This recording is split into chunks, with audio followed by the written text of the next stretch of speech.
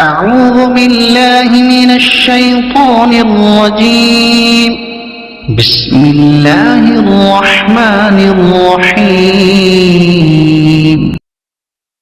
الحمد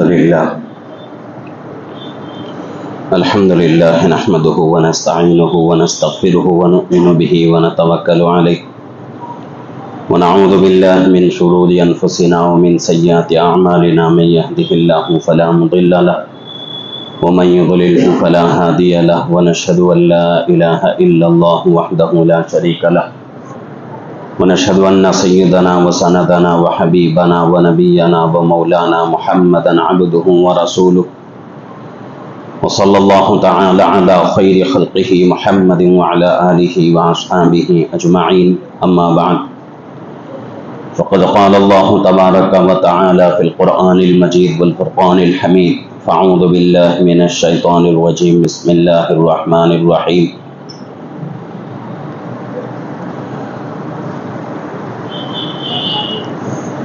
إنا أعطيناك الكوثر فصل لربك وانحر إن شانئك هو الأبتر. وقال رسول الله صلى الله عليه وسلم: قل إن صلاتي ونسكي ومحياي ومماتي لله رب العالمين لا شريك له وبذلك أمرت وأنا أول المسلمين. صدق الله العظيم وصدق رسوله النبي الكريم ونحن على ذلك من الشاهدين والشاكرين والحمد لله رب العالمين.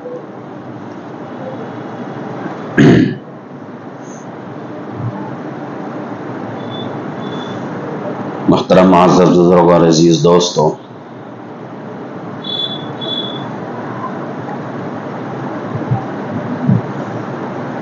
ذی قعدہ کا مہینہ ختم ہونے والا ہے اور اس کے بعد فوراً ذی الحجہ کا مہینہ شروع ہو جائے گا، جو کہ بڑی برکتوں رحمتوں والا مہینہ ہے۔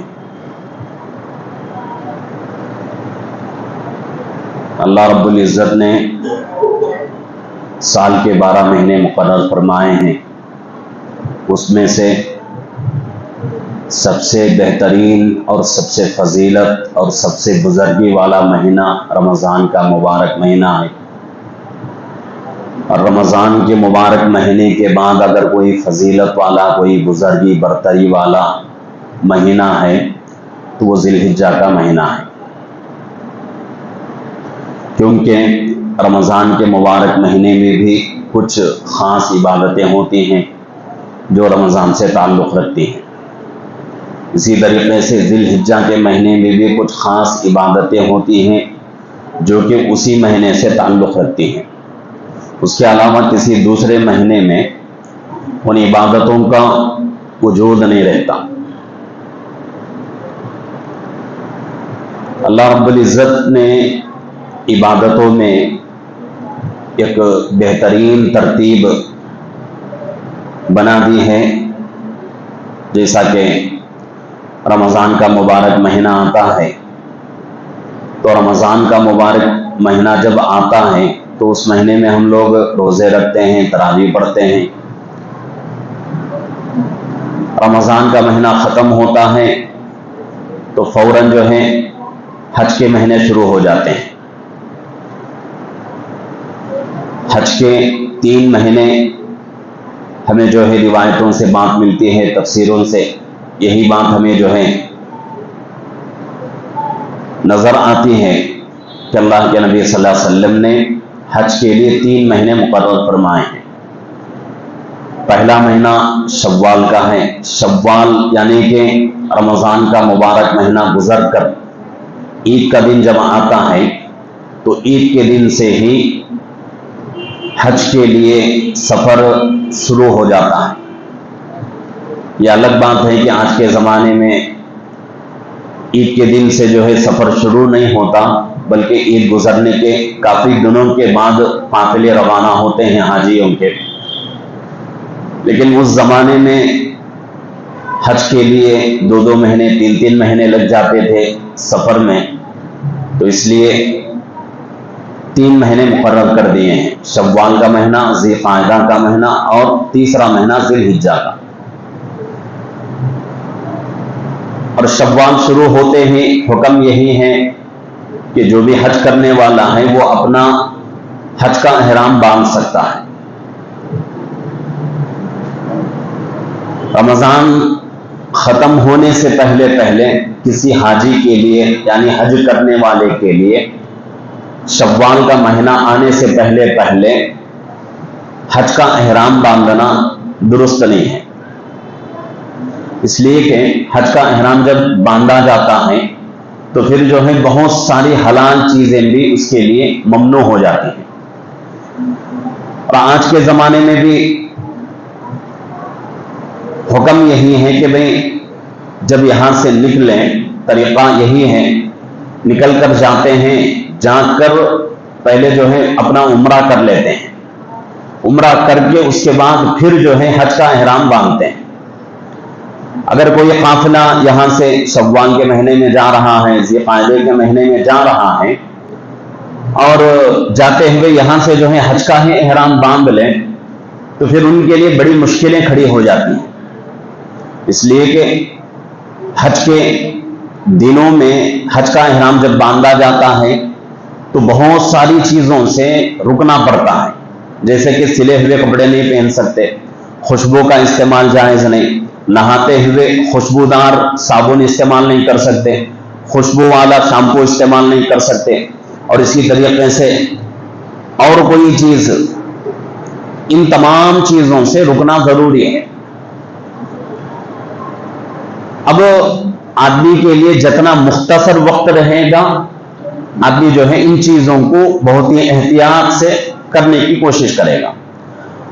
جب وقت کافی لمبا ہو جائے گا، 2 مہینے 3 مہینے اگر ہو جائیں تو حاجی کے لیے پھر جو ہے مشکلیں کھڑی ہو جائیں گی، اور حاجی جو ہے اپنے اس احرام کو قائم رکھنے پر قدرت نہیں رکھ سکتا۔ تو اسی لیے آج بہترین یہی طریقہ ہے کہ بھئی حج کے لیے جب روانہ ہوں تو احرام تو باندھ لیتے ہیں، لیکن احرام باندھ کر وہاں جا کر عمرہ کرتے ہیں، اس کے بعد جو ہے اپنا احرام کھول دیتے ہیں، اس کے بعد جب حج کے دن قریب آتے ہیں تو وہاں جا کر پھر حج کا احرام باندھا جاتا ہے تاکہ حاجیوں کے لیے مشکل نہ ہو۔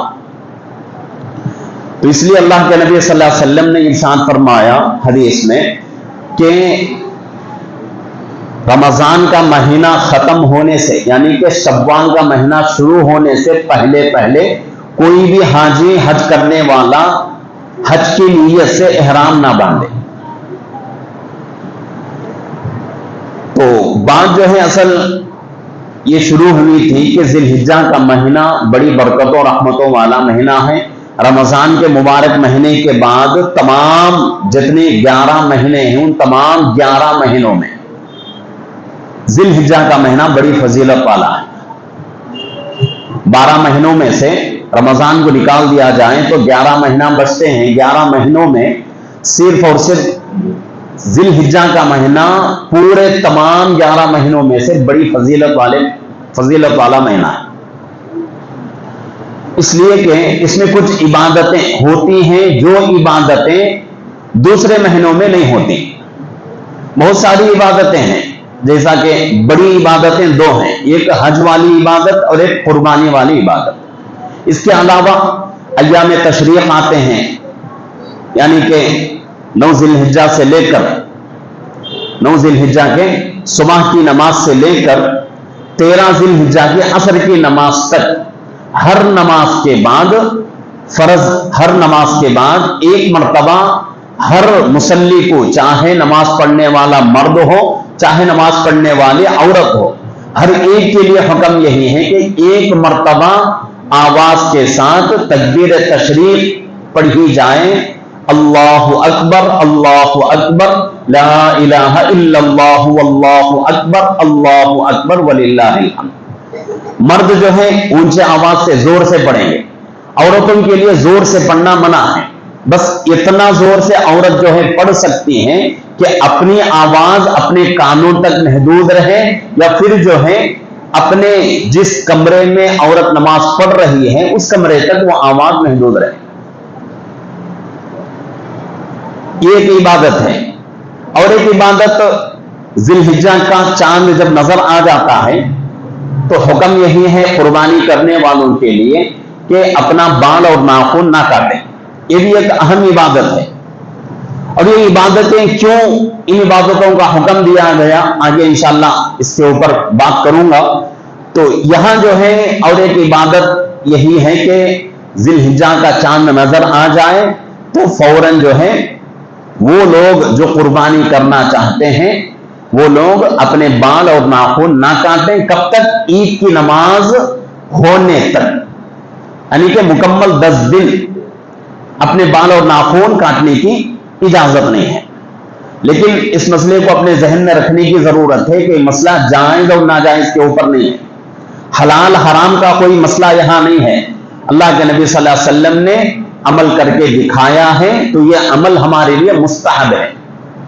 اگر کوئی آدمی جو ہے بھول گیا اپنا ناخن اور بال کاٹنا، اور اسی میں جو ہے چاند نظر آ گیا ذی الحجہ کا، اور اس کے بال اور ناخن لمبے ہو رہے ہیں، اور بال اور ناخن لمبے ہونے کی وجہ سے آدمی جو ہے بدصورت لگ رہا ہے، آدمی کو اس کو دیکھ کر دوسرے لوگ کراہت محسوس کر رہے ہیں، تب تو وہ حدیث ہمارے سامنے ہے النظافت نصف الایمان، نظافت آدھا ایمان ہے، پاکی نہیں. نظافت اور پاکی میں بہت بڑا فرق ہوتا ہے.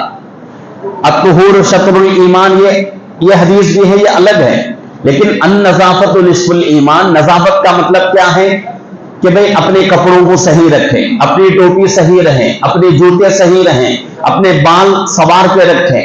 اگر کوئی سنتی بال رکھ رہا ہے، یعنی جس کو ہم جو ہے اپنی زبان میں گرتا کہتے ہیں، وہ اگر کوئی سنتی بال رکھ رہا ہے تو اس کے لیے حکم یہی ہے کہ بھئی اپنے بالوں کو سجا کے رکھیں. ایسا نہیں کہ بھئی دیکھنے والوں کو کراہت محسوس ہو. تو اسی طریقے سے وہ آدمی جو بھول گیا پہلے اپنے بال اور ناخن کاٹنا، اور اتفاقاً جو ہے ذی الحجہ کا چاند نظر آ گیا، ابھی آدمی سوچ رہا ہے کہ بھئی عید کی نماز ہونے تک بال اور ناخن کاٹنا جائز نہیں ہے، اور اس کے درمیان جو ہے اس کے بال ادھر ادھر ہو رہے ہیں، اس کے ناخن لمبے ہو رہے ہیں، ناخن میں میل جم رہا ہے اور گندگی آ رہی ہے، اس کا بھی شریعت اجازت نہیں دیتی.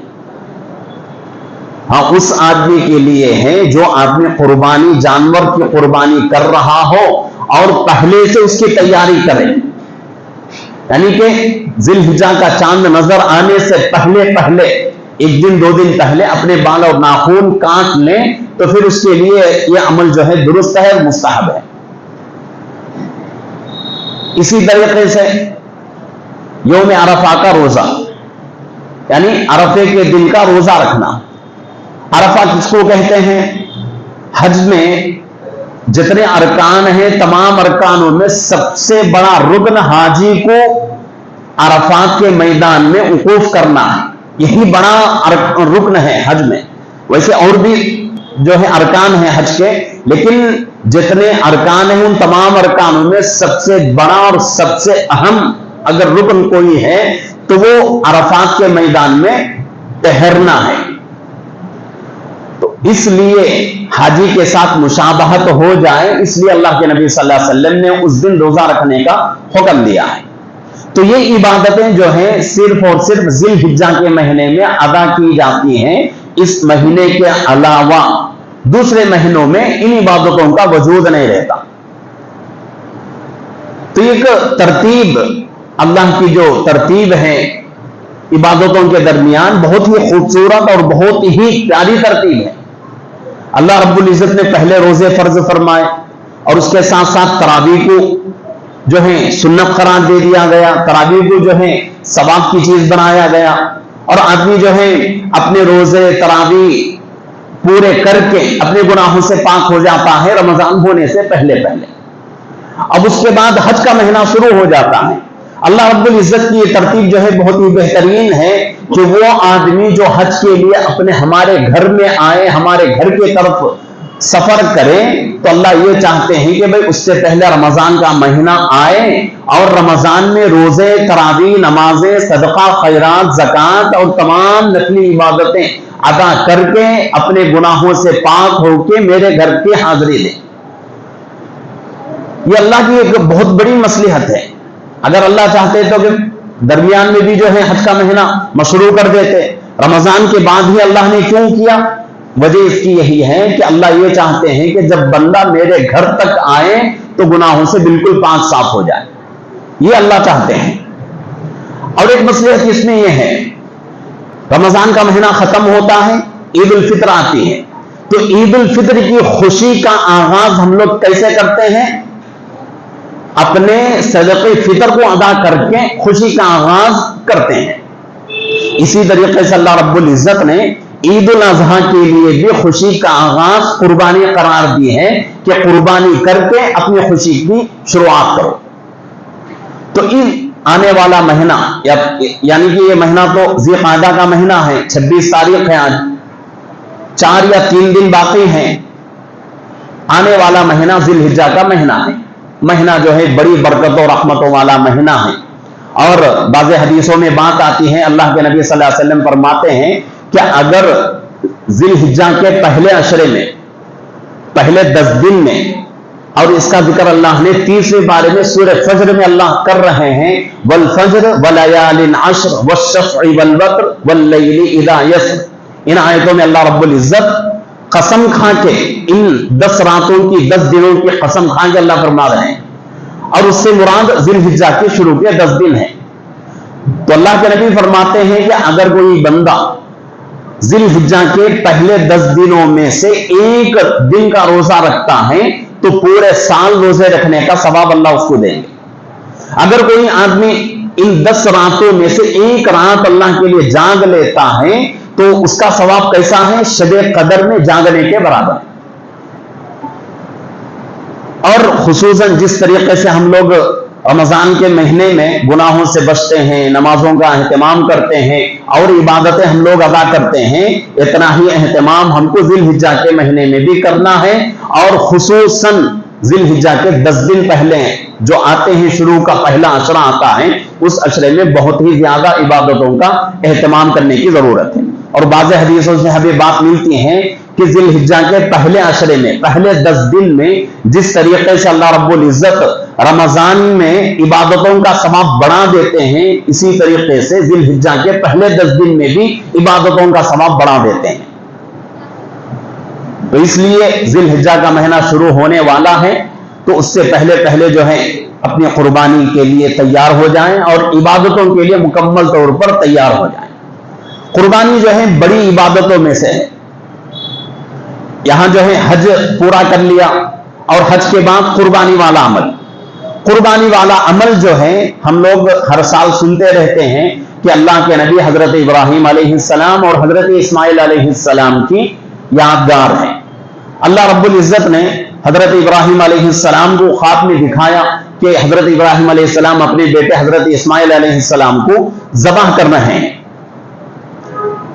اب یہ خواب جو ہے 1 دن 2 دن 3 دن لگاتار نظر آ رہا ہے، اور ہمارے پاس ایک مسئلہ ہے کہ نبی کا خواب بھی وہی ہوتا ہے، نبی کا خواب بھی وہی کے درجے میں ہے۔ جس طریقے سے فرشتہ اللہ کے نبی کے پاس احکام لاتا ہے، تو اسی طریقے سے نبی جو خواب دیکھتا ہے، خواب میں جو چیزیں دیکھتا ہے وہ چیزیں بھی اللہ کی طرف سے ہوتی ہیں۔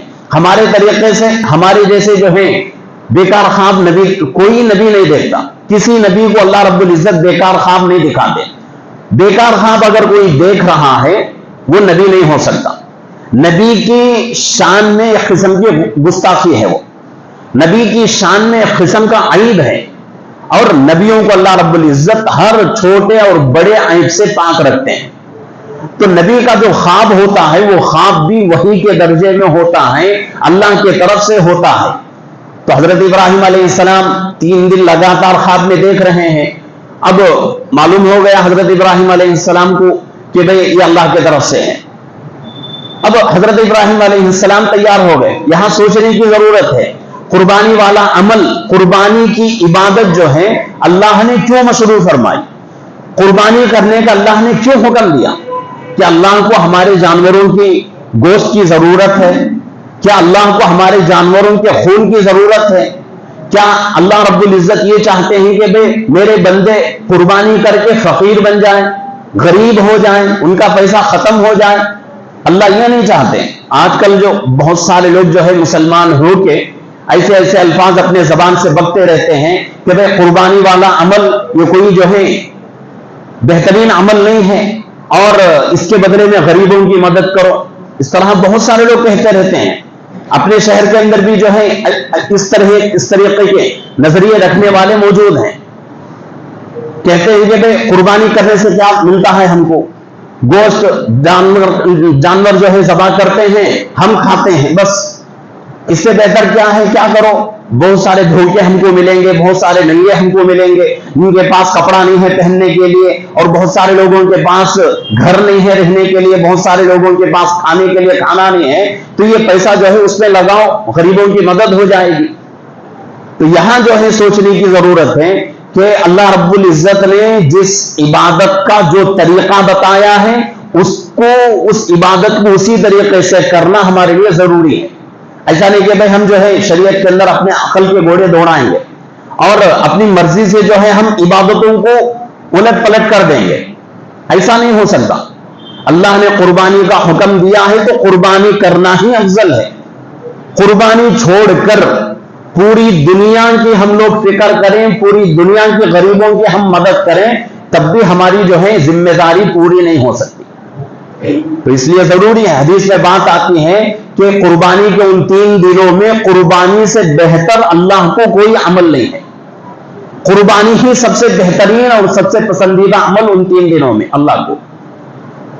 تو قربانی جو ہے یہ نہ تو اللہ جو ہے ہم سے قربانی کے جانور کا گوشت لینا چاہتے ہیں، نہ ہی اس کا خون لینا چاہتے ہیں، نہ ہی ہمیں جو ہے فقیر بنانا مقصود ہے، بلکہ اللہ یہ چاہتے ہیں کہ بھئی یہ حکم میں دے رہا ہوں، دیکھتا ہوں کتنے بندے اس بات پر عمل کرتے ہیں۔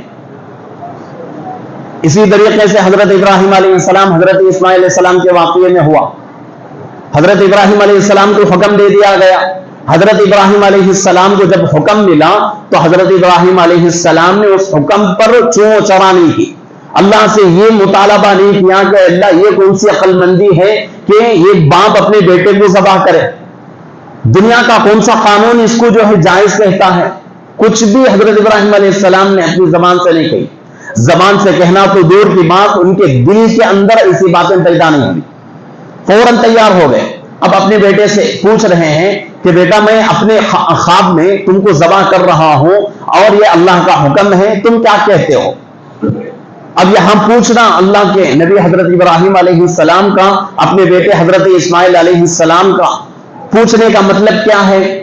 اگر اسماعیل علیہ السلام تیار ہو گئے تو قربان کروں گا، نہیں تو چھوڑ دوں گا، یہ مطلب نہیں ہے، بلکہ حضرت ابراہیم علیہ السلام بھی اپنے بیٹے کو آزمانا چاہتے تھے کہ میرا بیٹا اللہ کے حکم کے سامنے اپنے آپ کو کیسے پیش کرتا ہے۔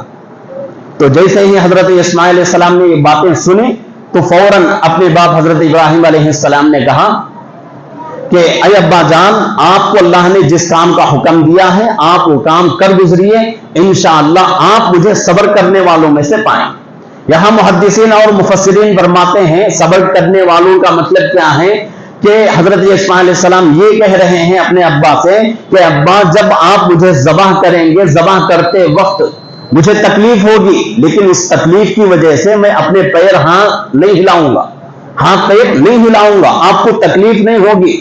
جیسا کہ جانور کو ہم ذبح کرتے ہیں تو جانور تڑپتا ہے، تو اس کا وعدہ حضرت اسماعیل علیہ السلام پہلے ہی اپنے ابا سے کر رہے ہیں کہ ابا جان میں اس کا وعدہ کرتا ہوں کہ میں جب آپ مجھے ذبح کریں گے تو آپ ذبح کرنے کی وجہ سے میں جو ہے زمین پر تڑپوں گا نہیں، اپنے پیر ہاتھ نہیں ماروں۔